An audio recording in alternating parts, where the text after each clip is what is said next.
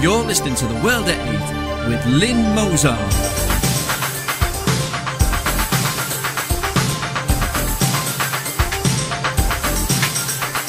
The World at 8, the number one in nationalist news. Highlights of the news today, Friday 30th of May 2014. Northern Ireland's Peter Robinson under fire for backing Pastor James McConnell's Islamic remarks. Babysitter who handed toddler to known paedophile so he could drug and rape him is jailed for 16 years. Child benefit worth £30 million paid by Britain to families across the EU, but Cameron admits it's impossible to stop it. German Archbishop says the EU ignores discrimination against Christians. Whole of EU is affected if Russia stops gas. Greece polls over 50% of police voted for Golden Dawn. Egypt's Sisi wins election, faces economic challenges. 55 sentenced before 7,000 onlookers at terror show trial in Chinese stadium. Thought for the day, naughty sticks but worse stones. And finally, a load of bollocks, my friends. Before we start the news today, I'd like to say that we will not be having Nick Griffin MEP on the news today as he's having a very well deserved break. But hopefully we will have another special interview and chat next week, the 6th of June, alias D-Day. I'm still calling Nick an MEP because he is that until July the 1st, when it will no longer apply. Another thing I would like to say is that we, as a news programme, take in many reports, emails, articles and opinions, mainly from our reporters, but also from members of the public who may not be members of the British National Party or ex-members, or can be from different nationalist groups. But we are aligned, promoted and loyal to the British National Party, although our views are along more general nationalistic lines. We are nationalists and uber-nationalists at that. None of the UKIP standing on the sidelines and taking real nationalist views and corrupting them for the masses. We are the united voice of nationalism in this country, and we are WeHe-Wig. That is, what you hear is what you get.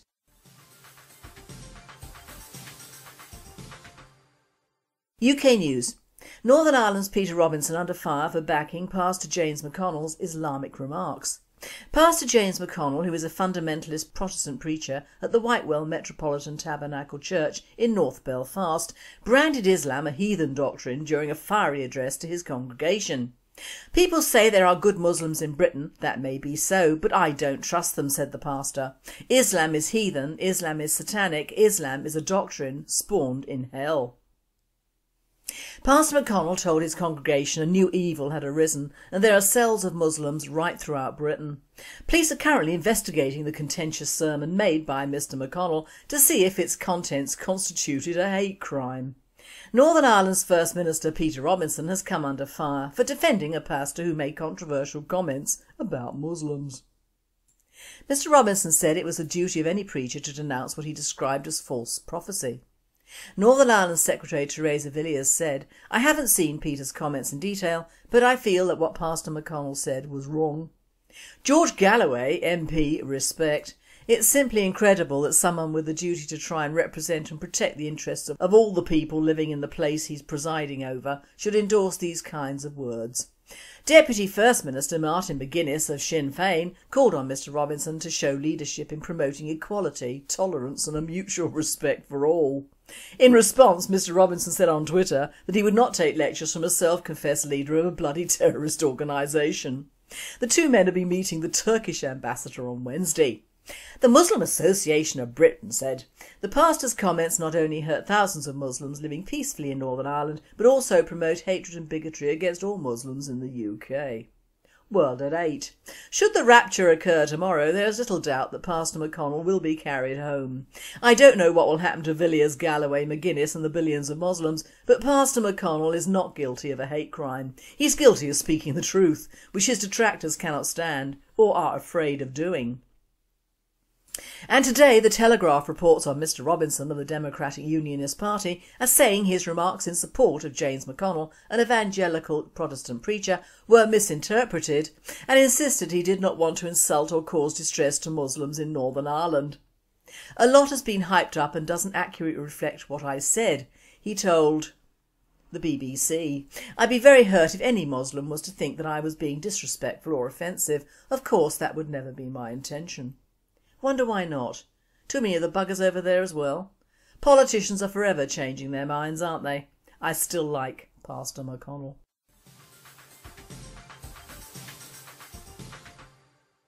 Babysitter who handed toddler to known paedophile so he could drug and rape him is jailed for 16 years.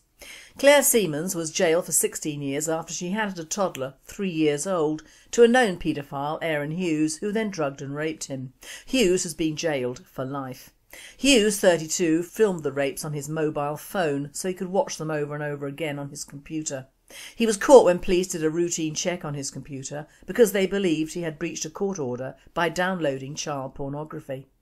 Prosecutor Lawrence Jones said Siemens not only supplied the boy but provided a room which enabled Hughes to commit the act and film it in a relatively safe haven.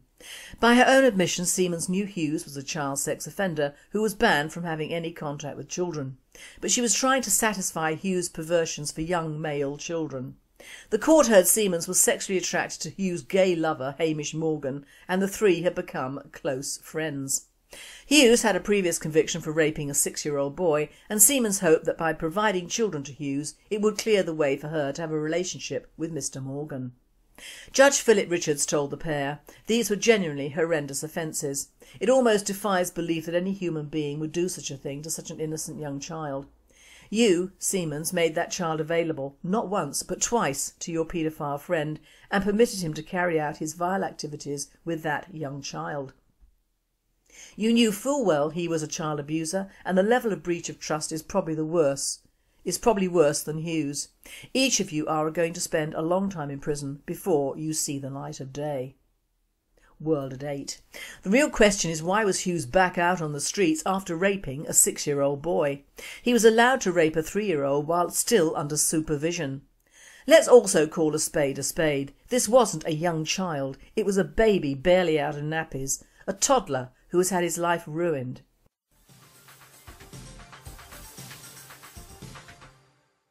Child benefit worth £30 million paid by Britain to families across the EU, but Cameron admits it is impossible to stop it.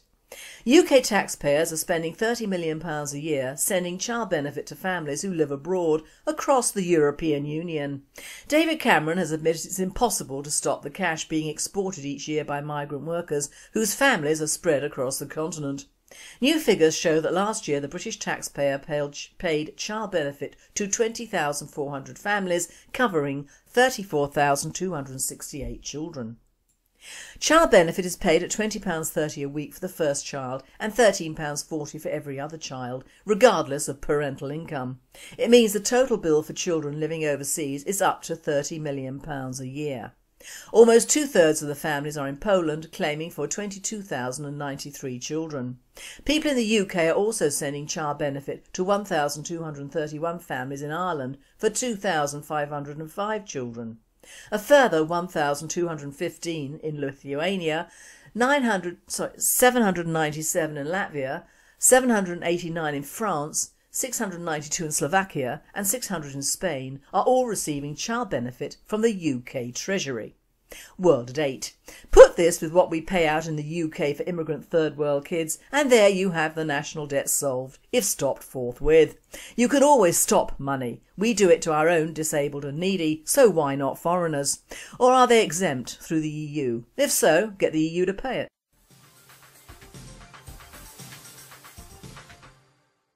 European news. German Archbishop says the EU ignores discrimination against Christians. The EU frets over Islamophobia and anti-Semitism, but ignores discrimination against Christians.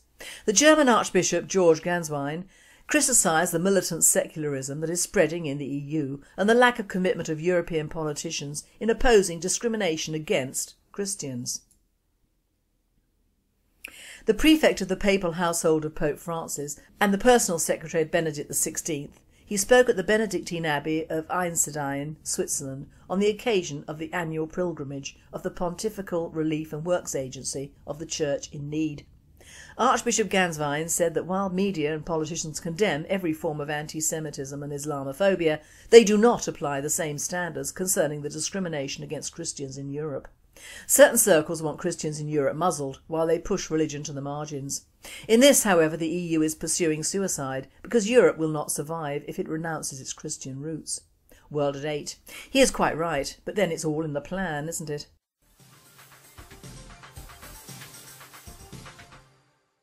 Whole of EU affected if Russia stops gas. If Russian gas exports were stopped, almost the whole of the EU, except the Iberian Peninsula and the south of France, would probably be directly affected, a European Commission report on energy security said Wednesday. There have been concerns that friction between the EU and Russia over Ukraine could hit gas supplies. Italy is heavily dependent on imported energy, including Russian gas, which at the moment reaches Europe via pipelines through Ukraine. World at 8. That should give the EU something to really think about other than their wages.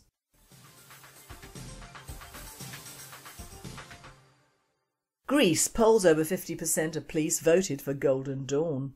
Despite assurances that investigations are underway to eliminate Golden Dawn enclaves within the police force, in light of the criminal investigation that was prompted after the murder of musician Pavlos Fyssas, it appears that over 50% of police officers voted for Golden Dawn in Sunday's elections, increasing the party's influence since the 2012 elections. According to the police special electoral catalogues, a total of 2,738 police officers voted in 18 polling stations near the Central Police HQ on Alexandra Avenue. In each of these polling stations, about 150 to 200 police officers voted from a total of 400 to 480 registered voters. Golden Dawn received between 16.32% and 22.32% in these polling stations, when the average for the District of Athens is 7.81%. The results from polling stations where commanding officers voted show Golden Dawn received about 13 to 15% of the vote. World at 8. At least the Greek police are not influenced by their masters, unlike the UK, as in he who pays the piper plays the tune.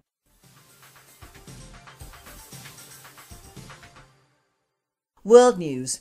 Egypt's Sisi wins election, faces economic challenges. Former Egyptian Army Chief Abdel Fattah al-Sisi won a landslide victory in the presidential election on Thursday, but a low turnout threatened to deprive him of the strong mandate he needs to fix the economy and face down an Islamist insurgency. Sisi won 93.3% of the votes cast, judicial sources said, with most ballots counted after 3 days of voting. His only rival, leftist politician Hamdeen Sabahi, gained 3%, while 3.7% of votes were declared void. But a lower than expected turnout figure raised questions about the credibility of a man idolised by his supporters as a hero who can deliver stability. Sisi gained adulation from many Egyptians after deposing Morsi, whose 1 year in office was marred by allegations that he usurped power and mismanaged the economy. World at 8. I like this man. The Middle East needs fellas like him and Netanyahu. Sod the Arab Spring.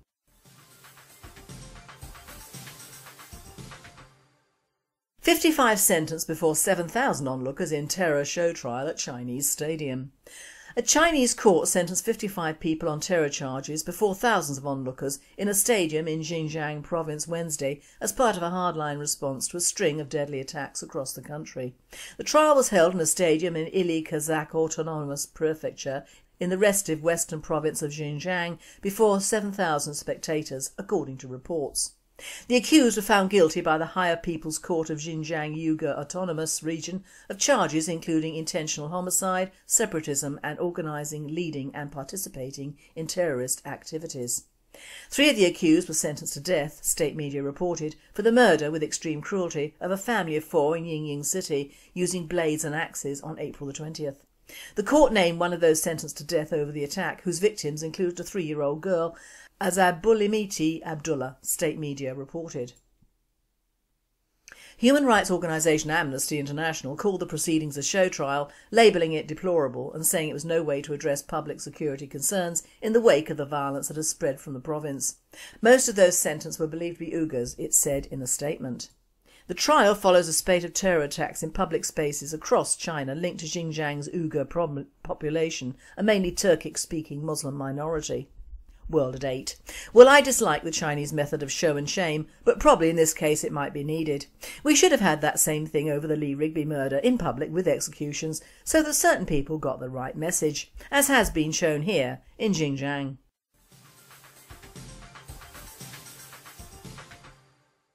Thought for the day, naughty sticks but worse stones.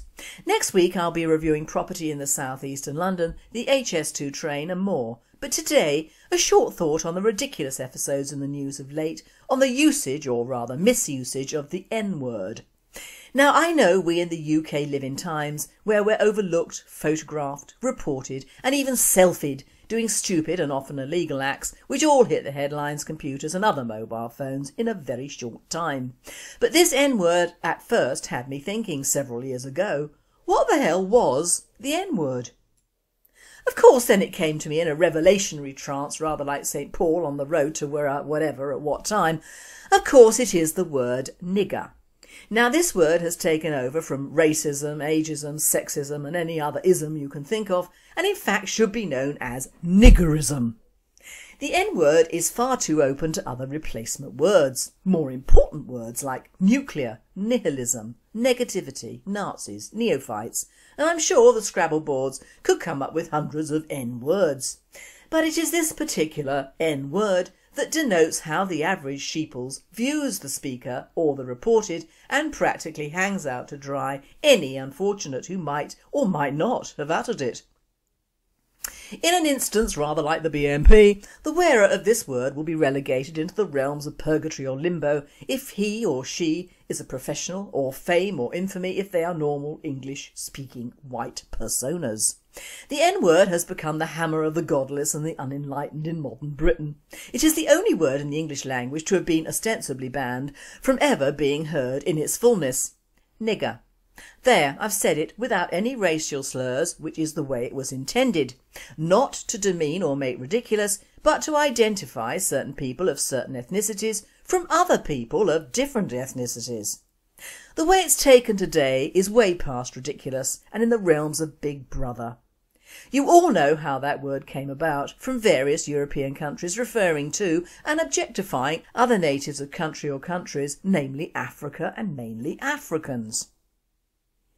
In the so-called ignorant days of old, all races had their names, and certainly ours was during colonial days anything but nice, culminating in probably ignorant white bastards and much worse in their own languages. We even had the previous Carib occupiers of the West Indian Islands calling Indians, and indeed the tribes of the mainland of the Americas were called Red Indians, to split their ethnicity from the vast subcontinent of India because some idiot thought he'd landed east instead of west. No one has ever commented on that word in centuries, ever heard the Native Americans, as they are now rightly called, making a fuss over the word Injuns. We've had in Europe for many years so-called derogatory terms for all ethnicities, but are they all derogatory? No, they're not, and this N-word has been blown out of all proportion in the race war that seems to compile the greater part of our enemy's armament. Why? Because it can be used against us, the white, so-called, almost ex-indigenous inhabitants of Great Britain, with great glee by the anti-white and anti-nationalist media. In short, the greatest enemies we have who are living alongside us in our country, but seem hell-bent on destroying the country that has nurtured and probably paid for them all their lives. In short, traitors to the one. To them the N-word is heaven sent, and woe betide anyone who through mainly nerves or drink falls by the wayside and uses it, or in fact doesn't use it, or is heard to maybe use it, or even going completely off the rails here by a psychic thought is thinking of using it. I never used that word until I thought I couldn't or shouldn't, and now do in private, through sheer bloody mindedness. And I'm not alone, we are legion. And it is the anti-racist guys who have done it. If this word was not universally banned, it would have just taken its place in the now rarely used descriptions of various ethnicities, which are just that, rarely used. Let's face it, when in London or some equally heavily enriched areas, where it is spot the white face from Penge Brigade, only a fool would yell out nasty words followed by niggers, wouldn't they? You would end up worse than poor Lee Rigby, with the police probably helping chop your head off because you used a racist slur in broad daylight. Such is the power of some words today. Now let's get this straight. The N-word is used by nignogs for other nignogs. Paki is used by Pakistanis from Pakistan. If these people can use these words for themselves, what makes it illegal for whites to use them if they're not meant as racial slurs? If you are a black African or a West Indian, then you're black, which is again the B word. If you're from Pakistan, then why be ashamed? Your nickname is Paki, get over it. We in the English vernacular have lots of words for everyone, and here are some, all of which will offend everyone. But then, in our nanny state for the ethnics only, we can't have that, can we? So, here we go.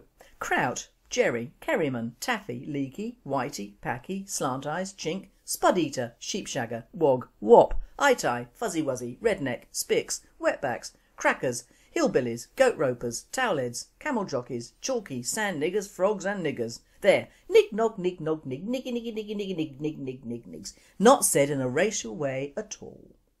Few of those are used in even so-called polite society, but they are used between people, and even Big Brother or an Islamic State can't stop that in the UK.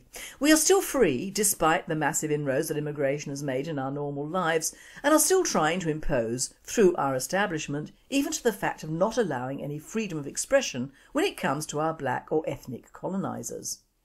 This is the way a state dictatorship starts, through the people, ostensibly for the people, but you have to ask yourself, whose people and from where?